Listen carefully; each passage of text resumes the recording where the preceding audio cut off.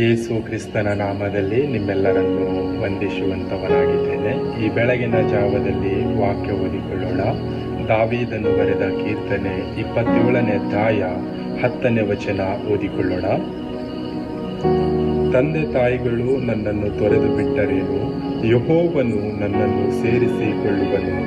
ಕರ್ತನಲ್ಲಿ ಪ್ರೀತಿಯುಳ್ಳ ದೇವಜನರೇ, ನಾವು ಈ ಒಂದು ದಿನದಲ್ಲಿ ಈ ಲೋಕದಲ್ಲಿ ಜೀವಿಸುವಾಗ ತಂದೆ ತಾಯಿಗಳು ನಮ್ಮನ್ನು ತೊರೆದು ಬಿಟ್ಟರೇನು, ಯೆಹೋವನೇ ಸೇರಿಸಿಕೊಳ್ಳುವನು ಎಂಬುದಾಗಿ ನಾವು ಈ ಒಂದು ದಿನದಲ್ಲಿ ಈ ಲೋಕದಲ್ಲಿ ಜೀವಿಸುವಾಗ ನಮ್ಮ ತಂದೆ ತಾಯಿಗಳು ನಮ್ಮನ್ನು ಒಂದು ವೇಳೆ ಕೈ ಬಿಟ್ಟಾಗಲು, ನಮ್ಮ ಸ್ನೇಹಿತರು ನಮ್ಮನ್ನು ಕೈ ಬಿಟ್ಟಾಗಲು, ನಮ್ಮ ಬಂಧು ಮಿತ್ರರು ನಮ್ಮನ್ನು ಕೈ ಬಿಟ್ಟಾಗಲು, ನಮ್ಮ ಪ್ರೀತಿಯ ಪಾತ್ರರು ನಮ್ಮನ್ನು ಕೈ ಬಿಟ್ಟಾಗಲು ಯೆಹೋವನು ನಮ್ಮನ್ನು ಸೇರಿಸಿಕೊಳ್ಳುವನು ಎಂಬುದಾಗಿ ಈ ಒಂದು ದಿನದಲ್ಲಿ ಯೆಹೋವನು ನಮ್ಮನ್ನು ಯಾಕೆ ಸೇರಿಸಿಕೊಳ್ಳುತ್ತಾನೆಂಬುದಾಗಿ ನೋಡುವಾಗ ಆತನು ನಮಗೆ ತನ್ನ ಮಕ್ಕಳೆಂಬುದಾಗಿ ಕರೆದಿದ್ದಾನೆ. ತನ್ನ ಮಕ್ಕಳು ಈ ಲೋಕದಲ್ಲಿ ಅನಾಥರಾಗಿ ಜೀವಿಸುವುದಕ್ಕೆ ಆತನು ಬಿಡುವುದಿಲ್ಲ. ಆತನು ಕರ ಹಿಡಿದು ನಡೆಸುವಂತವನಾಗಿದ್ದಾನೆ.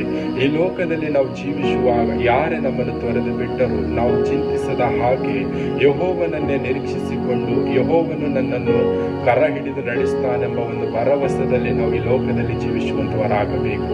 ಈ ಒಂದು ದಿನದಲ್ಲಿ ನಾವು ಯಾವ ರೀತಿಯಾಗಿ ಜೀವಿಸ್ತಾ ಇದ್ದೇವೆ, ನಮ್ಮನ್ನೇ ನಾವು ಪರೀಕ್ಷೆ ಮಾಡಿ ನೋಡಿಕೊಳ್ಳೋಣ. ಕರ್ತನಲ್ಲಿ ಪ್ರೀತಿಯುಳ್ಳ ದೇವಜನರೇ, ನಾವು ಈ ಒಂದು ದಿನದಲ್ಲಿ ಈ ಲೋಕದಲ್ಲಿ ಜೀವಿಸುವಾಗ ನಾವು ಯಾವ ರೀತಿಯಾಗಿ ಜೀವಿಸ್ತಾ ಇದ್ದೇವೆ. ನಮ್ಮ ತಂದೆ ತಾಯಿಗಳು ಕೈ ಬಿಟ್ಟಾಗಲು, ನಮ್ಮ ಸ್ನೇಹಿತರು ಕೈ ಬಿಟ್ಟಾಗಲು, ನನ್ನ ಅಣ್ಣ ತಮ್ಮಂದಿರು ಕೈ ಬಿಟ್ಟಾಗಲು, ಅಕ್ಕ ತಂಗಿಯರು ಕೈ ಬಿಟ್ಟಾಗಲು, ಆಪ್ತ ಮಿತ್ರರು ಕೈ ಬಿಟ್ಟಾಗಲು, ನನ್ನ ಪ್ರೀತಿಯ ಪಾತ್ರರು ಕೈ ಬಿಟ್ಟಾಗಲು ನಾವು ಯಾವ ರೀತಿಯಾಗಿ ಈ ಲೋಕದಲ್ಲಿ ಜೀವಿಸ್ತಾ ಇದ್ದೇವೆ. ಯೆಹೋವನು ನಮ್ಮನ್ನು ಕೈ ಹಿಡಿದು ನಡೆಸುವಂತವನಾಗಿದ್ದಾನೆ. ನಾವು ಯಾವ ವಿಷಯವಾಗಿ ಚಿಂತಿಸುವ ಅವಶ್ಯಕತೆ ಇಲ್ಲ. ಯೆಹೋವನೇ ನಮ್ಮನ್ನು ಕರ ಹಿಡಿದು ನಡೆಸುವಂತವನಾಗಿದ್ದಾನೆ. ಈ ಒಂದು ಕ್ಷಣದಲ್ಲಿ ನಾವು ಯೆಹೋವನನ್ನು ಆಶ್ರಯಿಸಿಕೊಂಡಿದ್ದೇವಾ ಪರೀಕ್ಷೆ ಮಾಡಿ ನೋಡಿಕೊಳ್ಳೋಣ. ಕರ್ತನು ಈ ವಾಕ್ಯ ನಮ್ಮೆಲ್ಲರ ಆತ್ಮೀಯವಾಗಿ ಆಶೀರ್ವದಿಸಲಿ. ಆಮೆನ್.